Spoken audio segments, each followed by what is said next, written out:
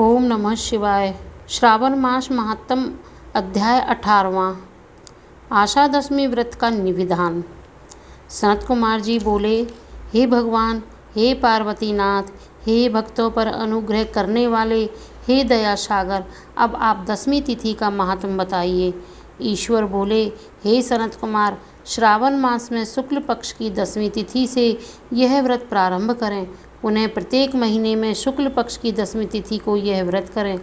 इस प्रकार 12 महीनों में इस उत्तम व्रत को करके बाद में श्रावण मास में शुक्ल पक्ष की दशमी तिथि पर इसका उद्यापन करें।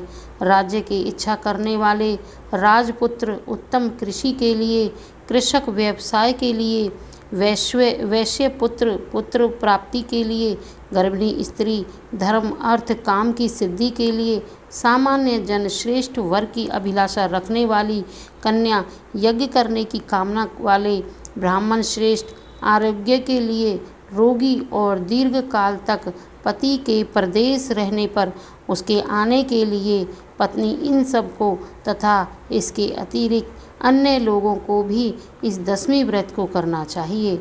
जिस कारण से जिसे कष्ट हो तब उसे निवारण हेतु उस मनुष्य को यह व्रत करना चाहिए। श्रावण में शुक्ल पक्ष की दशमी के दिन स्नान करके देवता का विधिवत पूजन कर घर के आंगन में दसों दिशाओं में पुष्प, पल्लव, चंदन से अथवा जौ के आटे से आदि देवता की शास्त्र वाहन युक्त स्त्री रूपा शक्तियों का अंकन करके नक्त बेला में दसों दिशाओं में उनकी पूजा करनी चाहिए। घृत मिश्रित नैवेद्य अर्पण करके उन्हें पृथक पृथक दीपक प्रदान करना चाहिए। उस समय उपलब्ध फल भी चढ़ाना चाहिए। इसके बाद अपने कार्य की सिद्धि के लिए इस प्रकार प्रार्थना करनी चाहिए कि हे देव देवता, मेरी आशाएं पूर्ण हों और मेरे मनोरथ सिद्ध हों। आप लोगों की कृपा से सदा कल्याण हो। इस प्रकार विधिवत पूजन करके ब्राह्मण को दक्षिणा देनी चाहिए। हे मुनि श्रेष्ठ, इसी क्रम से प्रत्येक महीने में दशमी तिथि को सदा करना चाहिए और 1 वर्ष तक इसके करने से अनंतर उद्यापन करना चाहिए। पूजन की विधि कही जाती है, सोने अथवा चांदी की अथवा आटे से ही दसों दिशाओं को बनाएं। तत्पश्चात स्नान करके भली भांति वस्त्र आभूषण से अलंकृत होकर बंधु बांधवों के साथ भक्तिपूर्ण मन से दसों दिग् देवताओं का पूजन करना चाहिए। घर के आंगन में क्रम से इन मंत्रों के द्वारा दिग् देवताओं को स्थापित करें। इस भुवन के स्वामी और देवताओं तथा दानवों से नमस्कार किए जाने वाले इंद्र आपके ही समीप रहते हैं। आप ऐन्द्री नामक दिव्य देवता को नमस्कार है। हे आशे, अग्नि के साथ परिग्रह विवाह होने के कारण आप आग्नेयी कही जाती हैं।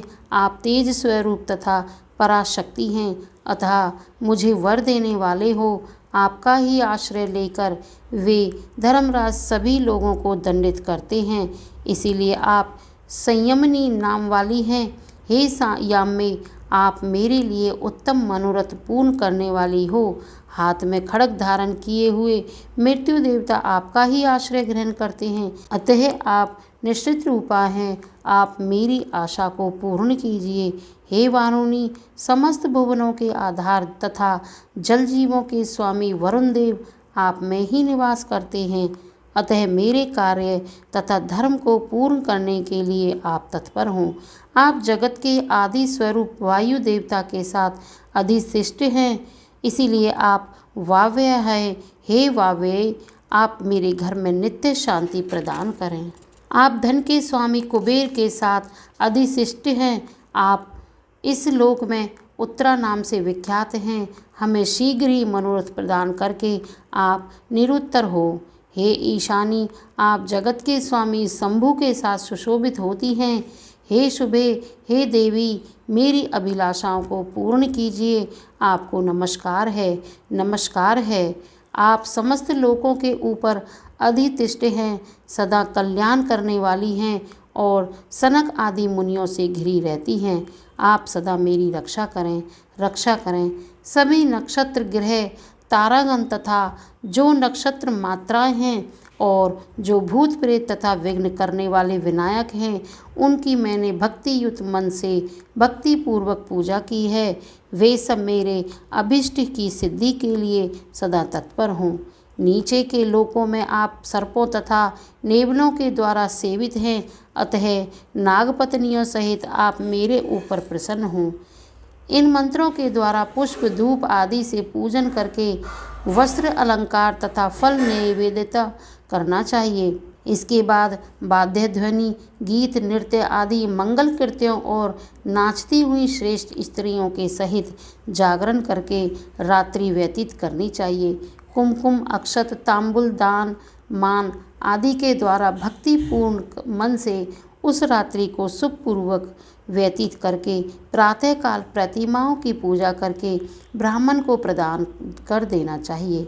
इस विधि से व्रत को करके क्षमा प्रार्थना तथा प्रणाम करके मित्रों तथा प्रिय बंधुओं जनों को साथ लेकर भोजन करना चाहिए। हे तात, जो मनुष्य इस विधि से आदरपूर्वक दशमी व्रत करता है वह सभी मनोवांछित फल प्राप्त करता है। विशेष रूप से स्त्रियों को इस सनातन व्रत को करना चाहिए, क्योंकि मनुष्य जाति में स्त्रियां अधिक श्रद्धा कामना परायण होती हैं। हे मुनि श्रेष्ठ, धन प्राप्त करने वाले, यश देने वाले, आयु बढ़ाने वाले तथा सभी कामनाओं का फल प्रदान करने वाले इस व्रत को मैंने आपसे कह दिया। तीनों लोकों में अन्य कोई भी व्रत इसके समान नहीं है। हे ब्रह्मपुत्रों में श्रेष्ठ, वांछित फल की कामना करने वाले जो मनुष्य दशमी तिथि को दसों दिशाओं की सदा पूजा करते हैं, उनके हृदय में स्थित सभी बड़ी बड़ी कामनाओं को वे दिशाएं फलीभूत कर देती हैं। इसमें अधिक कहने से क्या प्रयोजन। हे सनत कुमार, यह व्रत मोक्षदायक है, इसमें संदेह नहीं करना चाहिए। इस व्रत के समान ना कोई व्रत है और ना तो होगा। इस प्रकार श्री सनत कुमार के अंतर्गत ईश्वर सनत कुमार संवाद में श्रावण मास महात्म्य में आशा दशमी व्रत कथन नामक 18वां अध्याय पूर्ण हुआ। बोलो श्री शिवाय नमस्तुभ्यम, श्री शिवाय नमस्तुभ्यम, श्री शिवाय नमस्तुभ्यम। बोलो भोले शंकर भगवान की जय। बोलो श्रावण मास महात्म की जय।